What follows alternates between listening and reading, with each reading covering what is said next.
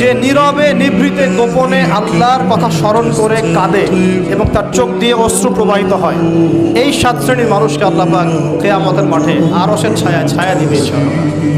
বেগানা নারীর দিকে একটা ছেলে যখন তাকায় এবং সেক্সুয়াল ডিজায়ার নিয়ে তাকায়, তখন সে চোখ দিয়ে তাকে রেপ করে। ভেরি সরি টু সে যে আপনি প্রচুর চোখ দিয়ে রেপড হয়েছেন প্রিয় বোন।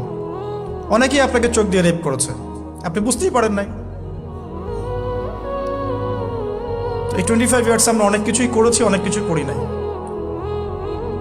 এখন একটু আজকে সাদা একটা কাগজ নিয়ে আমরা একটা হিসাব করব যে আমরা 25 বছরে কি কি করেছি, কি কি করি নাই। এই 25 বছরে পাপগুলো কি কি করা হয়েছে, কোনো একটা পাপ বাকি আছে কিনা যা করা হয় নাই। 25 ইয়ার্সের মধ্যে অনেকেই জিনা করেছে, অনেকেই। আমি আপনাদের কথা বলছি না, এভারেজ আমি পুরো বাংলাদেশের ইয়াং জেনারেশনের কথা বলছি।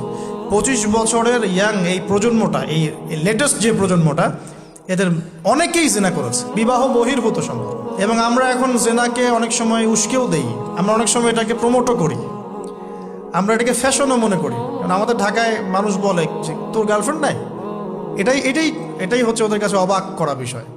সবাই ঘুরে, ঈদের দিন তুই ঘুরতে পারিস না? আমাদের ফ্যামিলির মধ্যে একজন বলতেছে তার মেয়েকে, সবাই ঈদের দিনে বাইরে যায়, তুই যেতে পারস না?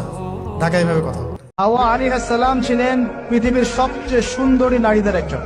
দুজন নারীকে সবচেয়ে সুন্দরী বলা হয়, কয়জন? একজন হাওয়া আলাইহিস সালাম আর একজন ইব্রাহিম আলাইহিস সালামের স্ত্রী সারা আলাইহিস সালাম।